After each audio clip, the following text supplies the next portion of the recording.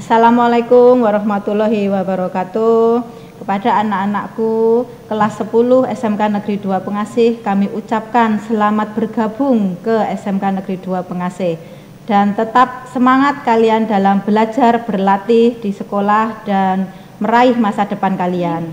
Perkenalkan, nama Ibu adalah Ratmi Kuswati. Ibu sebagai guru BK di sekolah ini. Kemudian tugas tambahannya adalah sekretaris BKK atau Bursa Kerja Khusus. Untuk materi kali ini di MPLS, Ibu menyampaikan tentang pengenalan BKK, merencanakan masa depan. BKK adalah Bursa Kerja Khusus. Nah, anak-anakku mungkin ada yang sudah pernah mendengar tentang BKK atau Bursa Kerja Khusus. Untuk sesi kali ini, tujuan kita adalah yang pertama, dapat tahu apa itu BKK, kemudian dapat memahami pentingnya merencanakan masa depan sejak dini, serta mampu memahami konsekuensi dari setiap keputusan pilihan karir yang kalian rencanakan. Untuk materi MPLS ini adalah kita tentang merencanakan masa depan. Mungkin kalian akan berpikir, sekarang saya kan masih usia 15 tahun, baru masuk SMK, masa depan masih jauh, belum terfikirkan. Jadi kenapa membicarakan itu? Jadi hal-hal seperti itu mungkin sering akan kalian rasakan atau mungkin kalian bisikkan dalam hati kalian, sebab kakak-kakakmu juga seperti itu. Nah, kalau ada di antara kalian yang sekarang juga merasa seperti itu, membicarakan masa depan itu belum sekarang, belum saatnya. Nah, itu sama seperti kalian berinvestasi kegagalan untuk masa depan. Nah, kenapa seperti itu anak-anakku? Sebab kalian ini adalah individu yang punya cipta rasa karsa. Sekolah ini, SMK 2 Pengasih ini mencetak teknisi-teknisi handal, bukan mencetak robot-robot ke depannya yang hanya diberi tugas, kemudian selesai melaksanakan tugas, kemudian sudah mendapatkan uang dan sebagainya. Tidak, namun sekolah ini mencetak teknisi-teknisi handal yang itu bisa berkarya, berkreasi, menciptakan sesuatu yang lebih bagus, lebih hebat lagi. Untuk skema atau jalur karir SMK supaya kalian itu tidak berinvestasi kegagalan tetapi berinvestasi kesuksesan ke depannya, direncanakan sejak sekarang, sebab kalian 2 tahun lagi itu sudah mulai mengenal tentang industri. Ini kita lihat kelas 10 apa yang disiapkan. Yang disiapkan ada memantapkan cita-cita. Ini kalau ditunda nanti ketika kelas 3 sajalah nanti kita merencanakan cita-cita, memantapkannya. Nanti yang terjadi di sana kebingungan, mau kerja, mau kuliah, akhirnya semua didaftar. Bisa jadi semua gagal semua atau berhasil semua, akhirnya bingung mau memilih yang mana. Karena kalau meninggalkan yang perguruan tinggi akan di blacklist, kalau memilih yang kerja juga bisa sekolah kita di blacklist, adik-adik kalian yang akan merasakan akibatnya. Nah, ini kemudian belajar kompetensi itu juga sejak sekarang. Jadi kemudian merencanakan karir ke depannya, mau kemana, mau kerja atau kuliah dan sebagainya. Kemudian kenali diri, ini juga dimulai dari kelas 10. Sebab tidak ada waktu lagi kalian untuk mengenali diri itu di kelas 2 atau kelas 3. Kelas 10 itu harus sudah mulai tahu siapa saya, bagaimana saya, aktivitas saya apa. Nah, ini sangat penting. Kemudian kelas 11, kalian sudah mulai persiapan untuk terjun ke dunia kerja atau dunia industri. Belum PKL, tapi kalian harus persiapan dulu, tahu dunia kerja itu seperti apa, gaya-gayanya seperti apa. Kemudian sikap-sikap yang harus dikembangkan di dunia kerja seperti apa. Cara-cara menyesuaikan di dunia industri itu seperti apa. Fisik atau kemampuan fisik yang dibutuhkan di dunia industri seperti apa. Nah, ini harus kalian tahu sejak kelas 2. Jadi kalau kalian berpersepsi bahwa kelas 10 itu masa-masa takut ketika awal sekolah, kemudian kelas 2 itu masa mungkin nakal-nakalnya, kelas 3 masa sadar atau bertobat, itu adalah hal yang tidak benar atau keliru. Justru kelas 10 itu masa kalian menyesuaikan diri, mencari jati diri kalian seperti apa. Kemudian kelas 2, kalian harus memantapkan, saya mau kemana, mau kuliah, mau kerja, atau mau berwira swasta, itu adalah di kelas 2. Nah, kelas 3-nya ngapain? Kan biasanya kalau mungkin kalian berpikir bahwa kelas 3 itu nanti merencanakan baru mau kuliah, kerja, dan sebagainya. Kelas 3 itu ternyata sudah tidak ada waktu untuk berpikir itu, sebab di kelas 12 kalian itu sudah mulai melakukan praktek kerja lapangan atau praktek industri.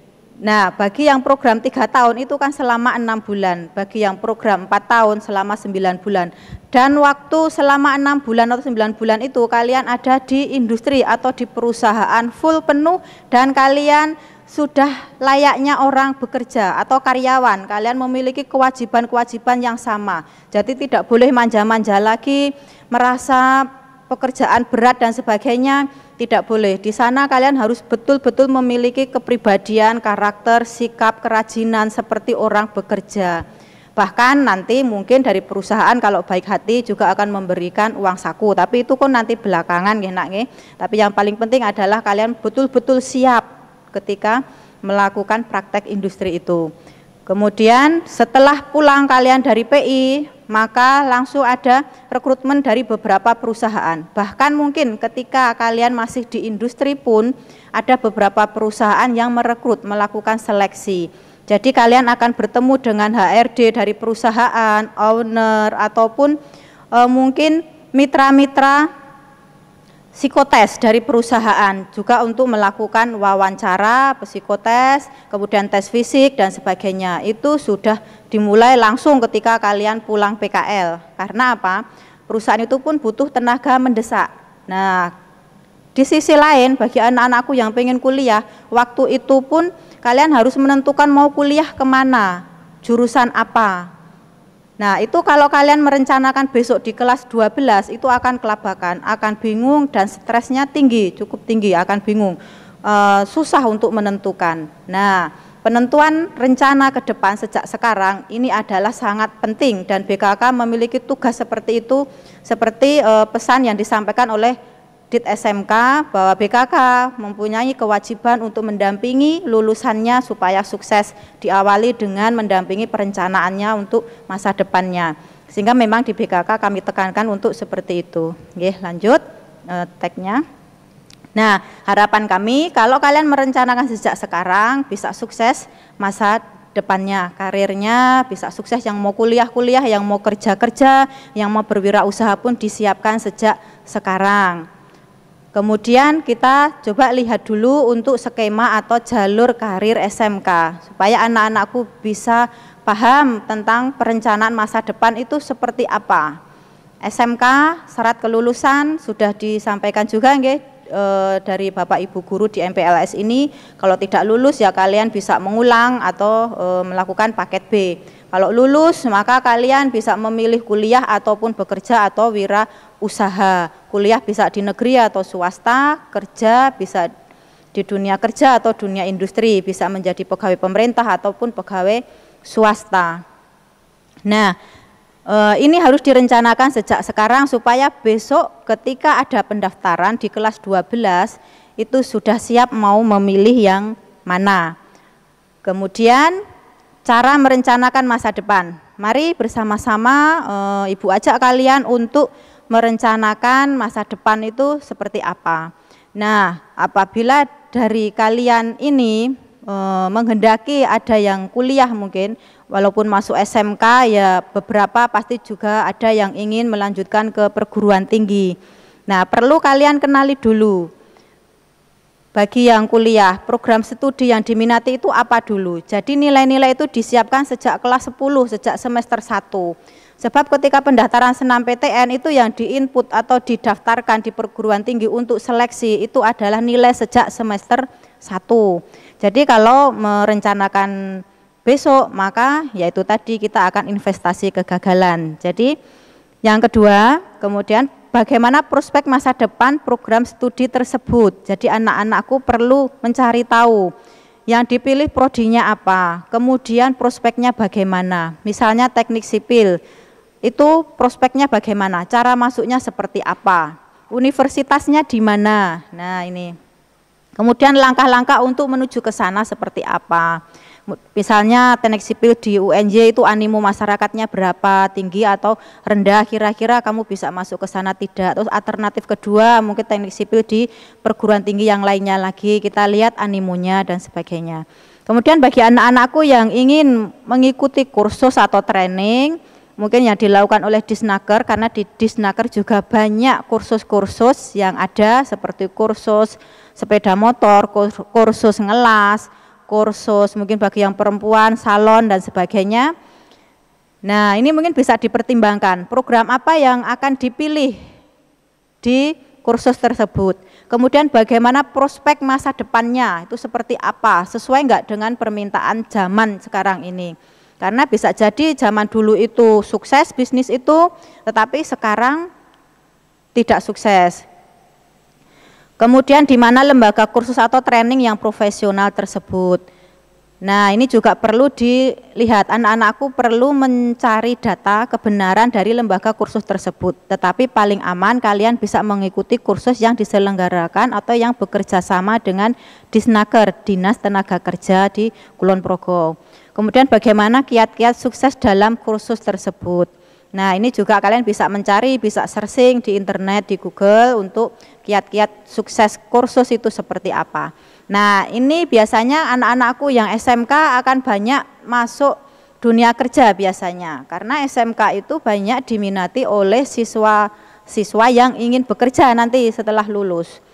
Nah, hal yang perlu dipertimbangkan adalah mungkin di mana sumber informasi kerja. Nah, ketika anak-anakku ini mau bekerja kemana, itu perlu tahu dari mana mendapatkan sumber informasinya. Bisa dari keluarga, bisa dari BKK atau Bursa Kerja Khusus, bisa dari Disnaker. Carilah sumber-sumber informasi yang dapat dipercaya. Kalau misalnya ada WA mengatakan ada lowongan gini-gini, kemudian silakan tulis lowongan, dikirim melalui email atau surat dan sebagainya. Nah, tolong itu jangan terlalu dipercaya. Percayalah sumber-sumber yang dari instansi resmi. Kemudian bagaimana cara merespon informasi kerja.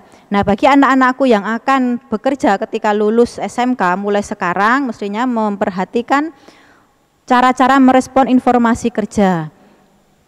Misalnya informasi itu posisinya kerja di mana. Orang tua kalian merestui atau tidak kalian bekerja di lokasi tersebut. Banyak atau beberapa dari kakak-kakakmu senang sekali bekerja diterima di perusahaan di Kalimantan misalnya, di PT Eka Dharma, sudah semangat sekali dia, sudah diterima, sudah mau berangkat. Tetapi orang tuanya tidak menyetujui. Nah, jadi anak-anakku sejak kelas 10 ini pamitlah dengan orang tua. Kira-kira yang diizinkan itu kalian bekerja sejauh mana? Apakah hanya di wilayah Jogja, ataukah sampai luar pulau, atau hanya sekitar Jawa saja, atau sampai luar negeri. Jadi ketika besok itu mau melamar kerja tidak ada yang gondeli lagi. Kemudian apa yang harus dipersiapkan untuk masuk dunia kerja. Nah, ini juga harus paham. Misalnya ada pengumuman lowongan, suruh membuat lamaran, kemudian ada CV. Nah, anak-anakku pun harus paham CV itu apa. Jangan sampai CV aja tidak tahu. Nah, sejak sekarang, sejak kelas 10 harus sudah mulai baca-baca tentang bahasa-bahasa di industri itu seperti apa, bahasa-bahasa di dunia kerja itu seperti apa. Kemudian mungkin singkatan KK dan sebagainya. Nah, kemudian apa kiat sukses masuk dunia kerja? Ini juga perlu anak-anakku cari tahu. Misalnya kiat masuk dunia kerja secara fisik bagaimana, secara mental bagaimana, secara tes tertulis bagaimana, secara wawancara bagaimana dan sebagainya.